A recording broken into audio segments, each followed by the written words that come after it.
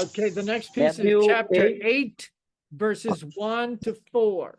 তিনি পর্বত হইতে নামিলে বিস্তর লোক So after the long teaching of these last 3 chapters, now Matthew is going to show us how Jesus meets real life.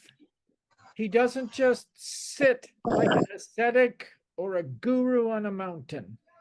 We have illnesses and doubts and confusion and needs and misunderstanding. In real life, we really need God. Jesus shows us how to live out what he has been teaching, just like the parable of the house on the rock. Okay, many people are now following Jesus. They recognize his wisdom and the truth he spoke with and his authority. The first person we meet is a man with a skin disease or a debilitating disease called leprosy. It causes deformity and loss of sensation. It's a terrible disease, and they did not have a cure for it.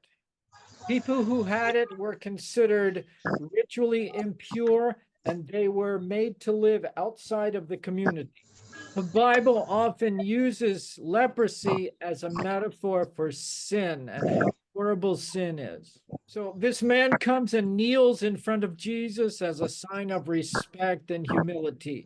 He was breaking the religious laws by getting so close to someone when he had leprosy. You weren't allowed to do that.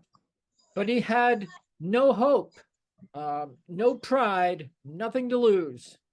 The man had obviously heard about Jesus, and so he came to Jesus because of the evidence he had heard. He knew that Jesus had helped others and had the power to heal him. He says, if you are willing, you can make me clean. You can heal me. You see, no one was willing to help lepers. The doctors had no cure, and the people were afraid of the disease. Besides, it made them religiously unclean, so no one of religious standing would help them either. It was a hopeless situation. The man was hopeless. But the man had heard about Jesus, and so he asked, if you are willing, you can make me clean. The man knew about Jesus's power, but he did not seem to know about his compassion. He doesn't doubt Jesus's ability to heal, but instead he wonders if Jesus is willing to heal. But when he says, if you are willing, you can make me clean, we can tell that, yes, he wants to be healed, but he also wants spiritual restoration. Jesus does what in their culture was unthinkable. He reached out and touched the man. The man was healed instantly and completely. And it was as if the man's ritual impurity transferred to Jesus and was taken away.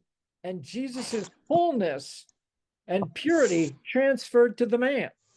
See, in the kingdom of God, God's power is stronger than any disease.